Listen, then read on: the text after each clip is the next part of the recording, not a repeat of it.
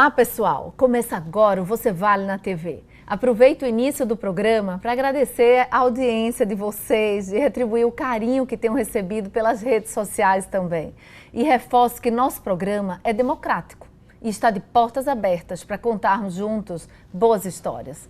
Esse espaço é feito para vocês.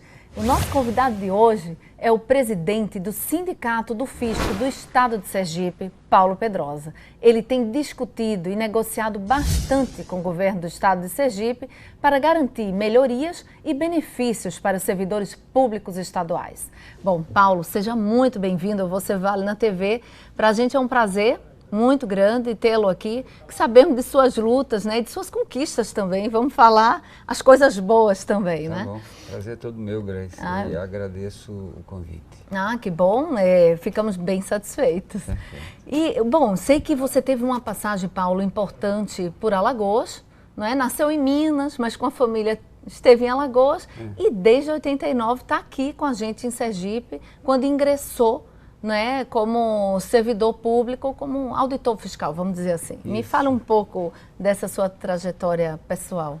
Na realidade, eu sou natural de Minas Gerais. A minha família é toda de Alagoas. Mas no final da década de 50, meu pai se mudou, né? Foi morar em Minas, passou lá 15 anos, os dois mais novos são mineiros. No início da década de 70, nós retornamos para Maceió. E aí, eu morando aqui próximo ao estado de Sergipe, quando soube do concurso para o fisco aqui no ano de 89, fiz a inscrição e tive a satisfação de ser aprovado no concurso e sou auditor fiscal aqui desde 89. E passei um bom tempo ainda morando em Maceió, sendo auditor aqui e morando em Maceió. Mas a partir de 2006, aí eu fixei residência em Aracaju. E vamos falar até lá atrás, quando você, na verdade, ensaiou ser um estudante de medicina, passou aí até o 4º período, e participou ativamente do movimento estudantil na universidade. Verdade. Isso foi em Alagoas, na UFAL. Em Alagoas, é. Eu fiz concurso vestibular na época, né, em 79, e ingressei na Universidade Federal de Alagoas no curso de medicina. Mas já era um apaixonado pelas lutas, pela mobilização, isso influência inclusive de familiares, né? Primos ali também universitários. E já no primeiro período, em 79 inclusive, nós tivemos a grata satisfação de participar da recriação do Centro Acadêmico de Medicina. Olha, que maravilha! Já em 79, já no primeiro ano, calouro, por assim dizer, na universidade. Um calor ousado, né? Já envolvido. Não, é verdade, porque em 79... existia uma lei federal que proibia a organização dos cursos, dos diretórios acadêmicos por curso. E aí foi em 79 que a gente se revoltou contra essa lei e recriamos o Centro Acadêmico de Medicina. E eu já estava participando da diretoria. E aí fiquei no curso ainda até o 7º período, 8º período, mas o movimento estudantil atrapalhou um pouco os estudos, eu terminei não concluindo o curso de medicina, né? Logo em seguida também me casei, e logo em seguida passei no concurso. Outro casamento. Outro casamento. E aí o curso de medicina ficou relegado, infelizmente eu não concluí o curso de medicina, né? E já trabalhando aqui, aí... Mas tem uma outra paixão também, né? É verdade. Um grande envolvimento aí com o Sindifisco. Agora me fala, o papel exato do Sindifisco e do auditor fiscal, vamos deixar bem claro para quem aqui nos acompanha, porque eu acho que é importante, né? Às vezes a gente fala, sabe, tudo que o seu dia a dia, mas vamos falar de dentro dele, perfeito. Como que tem sido? O Sindifisco é um sindicato como os outros demais, né? Tem uma diretoria, lá nós somos 10 diretores, presidente, secretário, tesoureiro. E o papel principal do sindicato é fazer essa defesa dos interesses dos servidores da categoria e também desenvolver atividades culturais. Nós temos o nosso tradicional Sindiforró, né, do sindicato. Já tem uma força. Já há mais de 15 anos que são realizados. No SIC, né, que é um local de referência, nós conseguimos reunir lá 2.000 pessoas, né, todo período junino a gente faz o nosso forró do Sindifisco. E tem esse cunho também de... quebrar um pouco o gelo, não? Claro, tem de quebrar um pouco essa coisa mais assim... dura de estar fazendo reivindicação, assembleia, paralisando muitas vezes as atividades normais de trabalho. E a gente tem que ter esse viés cultural também, né? para que propicie aos nossos associados um momento mais de descontração. E a gente tem procurado fazer isso. De leveza. Em relação às atribuições do auditor, né, a importância do auditor, as funções do auditor, o auditor fiscal ele trabalha em 3 áreas principais, que é a área da arrecadação, Sim. a área da fiscalização e a área da tributação, certo? Na parte de arrecadação, exatamente controlar se os recursos e os impostos estão sendo recolhidos no volume correto. Então, nós temos um setor específico para controlar só essa parte da arrecadação. Por exemplo, ao final do período, é esse setor que informa o volume total de ICMS que foi recolhido no mês. Quem vai definir, inclusive, o percentual ou o valor que cada município vai receber também, que cada município tem uma parcela, 25% de todo o ICMS recolhido, vai para os municípios, né? Então, esse setor de arrecadação ele tem uma grande responsabilidade. E outras também funções relacionadas a essa distribuição de recursos. A área de tributação define a parte das leis, os decretos, as portarias, quais são as obrigações dos comerciantes, do setor industrial.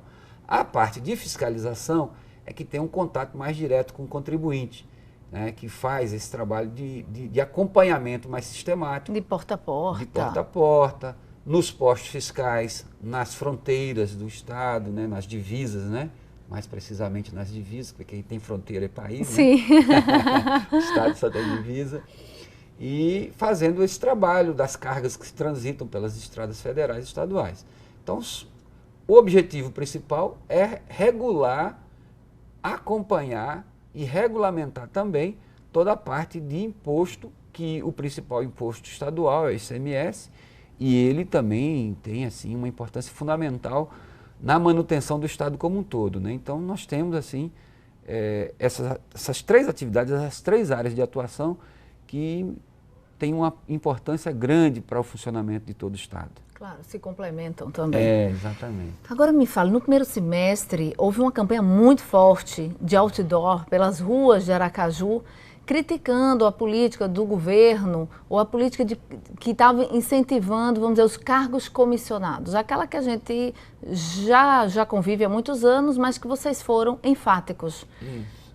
E qual foi o impacto disso na sociedade? Olha, veja bem, quando o governo diz que muitas vezes tem um gasto excessivo com o funcionalismo, com a folha de pessoal, nós precisamos analisar quais são os elementos que compõem essa folha de pessoal. Por exemplo, eu sou concursado, o Estado precisa, como precisa de médicos, como precisa de policiais, todas as funções específicas do Estado, certo? E a maioria desses, hoje, funcionários são todos concursados. Mas tem a parte meio, que a gente chama a parte meio do Estado, né? Que faz a parte mais burocrática do Estado. E aí, muitas vezes, o Estado recorre aos cargos comissionados. Apesar de que, por exemplo, felizmente, na Secretaria da Fazenda, são 5, 6 cargos comissionados que existem lá. No máximo 10. A Secretaria da Fazenda é muito enxuta, principalmente porque os cargos de direção são executados ou são ocupados por próprios auditores. E aí os cargos comissionados ou as funções gratificadas são de valores pequenos. Mas tem alguns órgãos públicos onde os cargos comissionados são vultosos, os valores pagos são valores, em relação à despesa geral do Estado, termina se denotando alguns órgãos, alguns poderes do Estado. E isso chama muito atenção. Chama atenção e o volume total de cargo comissionado, mais as chamadas funções gratificadas ou gratificações, elas chegaram em 2014 num volume total aproximado de 300 milhões de reais. Isso significa, para o Executivo, para a Folha, se a gente comparar com a Folha do pessoal do Executivo, certo? É quase 8% da folha, só em cargos comissionados e funções gratificadas. A bem de que as informações do Estado que o Estado oferece, não são detalhadas. Nem a Assembleia Legislativa conseguiu ter a informação exata de quantos cargos comissionados existem no Estado, aonde eles estão lotados, que o Estado não forneceu essa informação. E aonde o Sindifisco foi buscá-las? Não, o volume total. Eu estou Sim. dizendo que são 300 milhões porque a gente conseguiu ter um chamado balancete contábil. Mas ele aparece assim, a gente soma lá os valores, mas não tem quantos cargos desses estão Não localizados... tem com tanta precisão. Não tem com precisão e especificado. No Tribunal de Contas são 100, 200, na Assembleia Legislativa são 500, na Secretaria de Segurança são 100. A gente não tem essa informação detalhada, certo? E as funções também que pesam, que o governo fala que cargo comissionado só significa 3% da despesa. Mas quando soma com as funções gratificadas, que é uma forma de esse complementar, volume é bem maior. Aí vai para um valor considerável. E a gente considera que pode haver um enxugamento também nesse setor, nessas despesas de cargo comissionado. Mas teve eficácia essa campanha? Olha, é isso que eu digo. O governo disse que a partir de janeiro agora de 2015, ele ia implementar uma série de medidas para diminuir a despesa. Ele não apresenta o resultado, infelizmente, de quanto foi a economia e se houve essa economia. Mas talvez a economia pode não ter sido exatamente dessa questão do comissionamento. Exatamente. Em dezembro de 2015, em 2014, melhor dizendo, né, em dezembro do ano passado, ele aprovou na Assembleia Legislativa uma série de medidas, né, que foi chamada de reforma administrativa. Teve extinção de empresas, incorporação de empresas, e ele cortou aí uma série de despesas que a gente, inclusive nós, os sindicatos, nós nos rebelamos, né? Nos rebelamos contra algumas medidas dessa reforma administrativa, como foi Mas o caso. Mas por quê? Houve um prejuízo para a classe? Houve em várias categorias. O fisco mesmo teve a retirada da periculosidade quando da aposentadoria. Daí já estamos falando da reforma administrativa lá de 2014. Exato. Então eu estou dizendo que aí foi uma forma que o governo estava encontrando de reduzir as despesas, né? Sim. Também tirou algumas outras gratificações de professores e outros setores também tiveram algumas retiradas de direitos. E aí a gente entende que o governo tem de fazer racionalidade das despesas, tem de fazer uma equação para que, ao final, o Estado funcione adequadamente. E o Estado também não funciona só para pagar funcionário, ele não existe só para pagar o salário dos funcionários. Nós temos de ter as condições adequadas de trabalho, os hospitais, os postos de saúde, as delegacias. E isso é um volume também considerável de recursos que é preciso, né? Então, o entendimento nosso é que o governo muitas vezes faz uma reforma como fez em dezembro de 2014, a gente não sabe, a sociedade ainda não sabe o quanto isso foi feito de economia, certo? E fica a grande dúvida, e agora os problemas ainda estão persistindo. Porque quando a gente fala de reforma administrativa lá em 2014, houve uma recuperação daquela perda que os servidores tiveram, mas não exatamente nenhum outro ganho. Exatamente. Depois da reforma, como você frisou, o fisco conseguiu recuperar o que o governo cortou, mas não tivemos nenhum avanço, nenhum ganho. Foi então, menos sofrido, vamos dizer, menos né? Uma recuperação. Recuperamos. Mas hoje, já complementando o assunto, nós estamos reivindicando a reposição salarial, né? O movimento dos servidores como um todo está aí com essa luta. Continua. Isso, agora, outro ponto que nos chama a atenção é quando houve lá atrás, 1990 e alguma coisa, quando houve o PSDI. Certo. E aí estamos falando de isenção fiscal. Isso. Qual o impacto das isenções fiscais atribuídas aos governos passados nessa fase atual, hoje que vive Sergipe? São de longo prazo? São de curto prazo? Qual o impacto para a classe? Esse é um assunto muito polêmico. Foi bom você ter puxado ele aí, ter trazido ele à tona, porque o que acontece? Em 2014, o Estado, só para o PSDI, ele deixou de arrecadar R$1 bilhão. Isso não é número de sindicatos, é um número da própria Secretaria da Fazenda, o setor de arrecadação. Acho que é interessante traduzir aqui para o nosso telespectador o PSDI, que é o programa. É o chamado Programa Sergipano de Desenvolvimento Industrial. Ele foi instituído aí meados da década de 90, como você falou, e ele tinha o objetivo, ele tem o objetivo de atrair empresas. Você vem para Sergipe e você paga menos imposto. Você vem para Sergipe e o terreno que você vai instalar a sua indústria... É um belo chamariz. O Estado paga para você. Não basta só a gente ter uma região demográfica interessante e centralizada, se compararmos, né, a região sudeste com o nordeste. O Estado de Sergipe ele tem uma situação estratégica entre dois grandes polos, que é Salvador, Bahia Sim. e Recife, Pernambuco. Sem dúvida. Então, até do ponto de vista da logística, as empresas localizadas aqui, elas têm já uma grande vantagem. Mobilidade, né? Já tem uma grande vantagem. Mas o que acontece? O PCDI teve esse cunho de atrair novas empresas, que é uma coisa, à primeira vista, saudável, boa. O que a gente contesta é o período de duração desse benefício, que tem empresas que tiveram inicialmente por 5 anos, depois mais 10 e mais 10 renovados. Tem indústria no estado que já tem garantido aí 25 anos de isenção, ou melhor dizendo, de benefício fiscal. E isso, como eu disse, em 2014, o montante desses benefícios fiscais para o setor industrial chegou ao volume de R$1 bilhão, que o Estado deixou de arrecadar. Nesse momento agora, minimamente, o Estado tem de fazer uma revisão nesses benefícios fiscais. Porque tem grandes empresas, mas grandes, multinacionais, não tem por que não dizer a Ambev é uma delas, Votorantim, certo? A própria Maratá, certo? São empresas que, nesse momento, poderiam ajudar o Estado. Porque se o governo diz que está em crise, que não tem nem como manter a máquina funcionando. O servidor está reivindicando, pelo menos, ter reposição salarial. Há empresas que já têm benefícios fiscais 10, 12, 15, 16 anos. Nesse momento de crise, o governo poderia chamar essas empresas, eu acho que isso não é muito difícil, pedir a compreensão, olha, o seu benefício fiscal, a gente não vai acabar com ele. Mas em vez de você ter esse desconto, o desconto chega a ser de 92%. 92%. Para se ter um exemplo, se você tem, ao final do mês, se a sua empresa tem R$1.000 a pagar de imposto, você só vai pagar R$80. Olhe, é uma redução astronômica. De R$1.000 que você deveria pagar de ICMS, a sua empresa só vai pagar R$80. O que o governo poderia propor?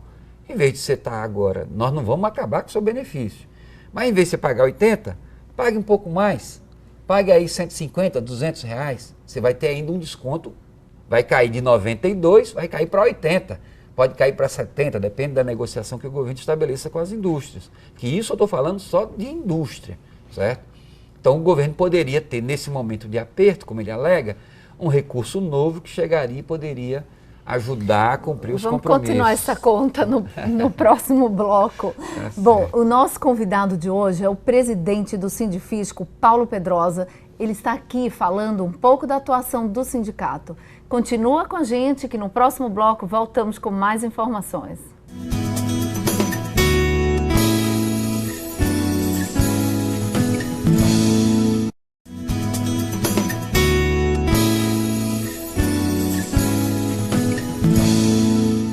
Estamos de volta com Você Vale na TV. A nossa pauta de hoje é a atuação do Sindifisco. E para falar sobre o assunto, convidamos o presidente da entidade, Paulo Pedrosa. Paulo, voltando a falar sobre a atuação do Sindifisco, vocês participaram ativamente agora sobre a negociação, né, do parcelamento proposto pelo governo, vamos dizer, escalonado, não é isso? Como que foi e como tem sido essa, vamos chamar, luta, né, de classe junto até outras entidades, não? Isso.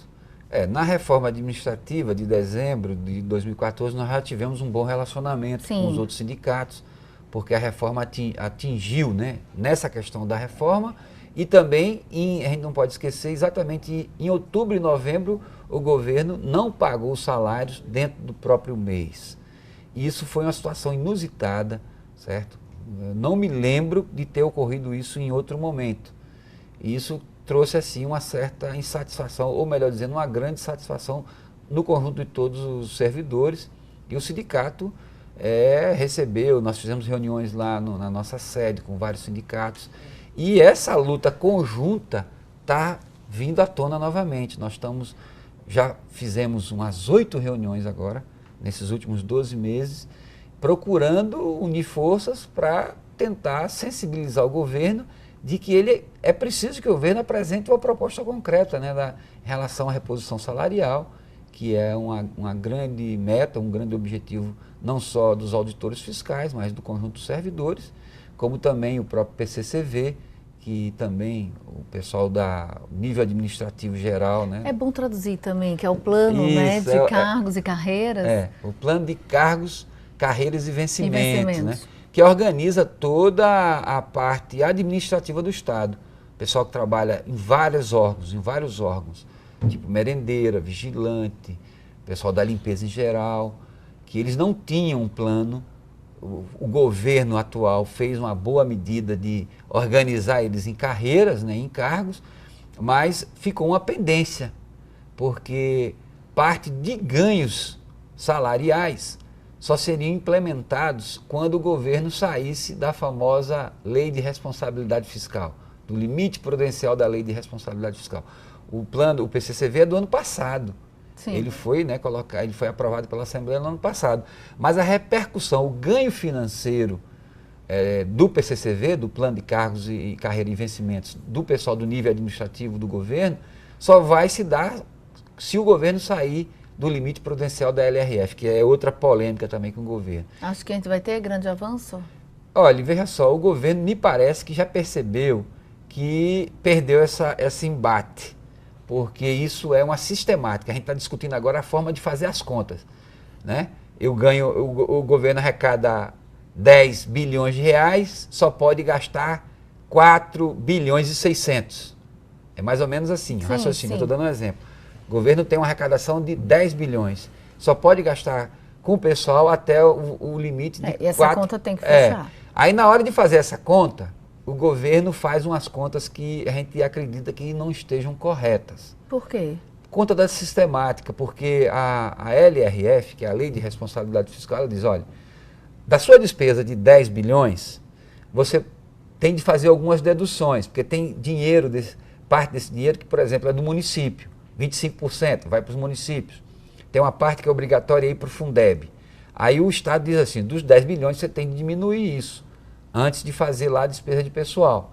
Da mesma forma, da despesa bruta, certo? Dos 4 bilhões, digamos, a Lei de Responsabilidade Fiscal diz que você pode deduzir algumas despesas que fazem parte da despesa, que está nesse grupo grande de despesa de pessoal.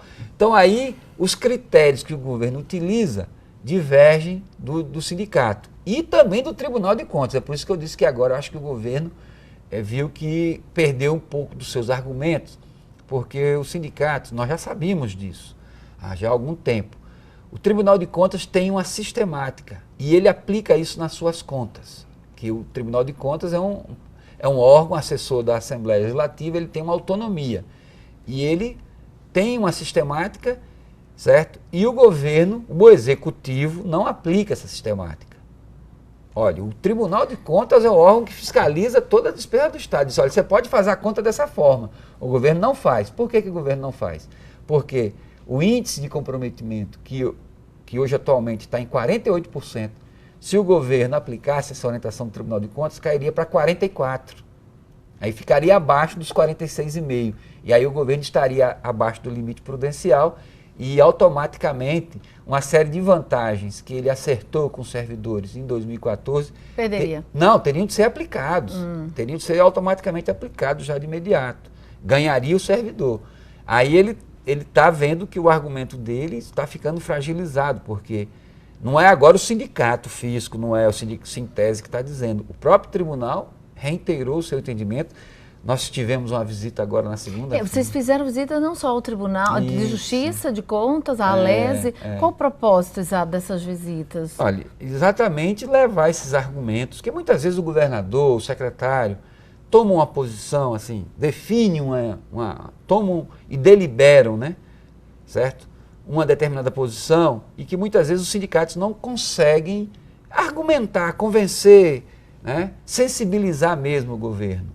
Aí nada mais justo do que a gente tentar, junto aos outros poderes, que têm também acesso ao senhor governador, no caso o deputado Luciano Bispo nos recebeu muito bem, nós colocamos nossos argumentos, apesar de algumas diferenças de entendimento, mas ele ficou de levar as nossas preocupações maiores ao senhor governador. Na terça-feira também nós tivemos com o presidente do Tribunal de Contas.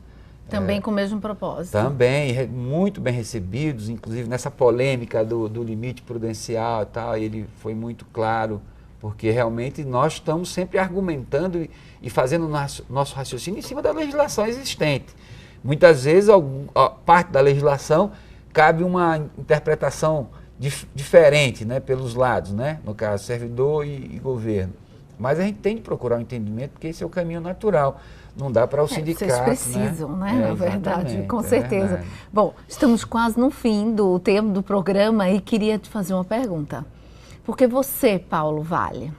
Olha, eu acho que essa luta, essa nossa experiência, a gente procura exatamente fazer isso de forma conjunta com os colegas lá, servidores do Estado, não só da Secretaria da Fazenda. Então, isso é cansativo, mas vale a pena. E eu acho que eu estou nesse contexto, né? Tem valor. De ter valor, de contribuir nessa discussão geral, de melhoria de condições de ajudar trabalho, o que a maioria né? quer, né? O que a maioria precisa. Exatamente. Ah, mas que bom. Tá Esse bom. trabalho seu é bem importante e a gente valoriza com certeza. É necessário, não é? Tem que haver as discussões, mas também as providências. É verdade. Não é?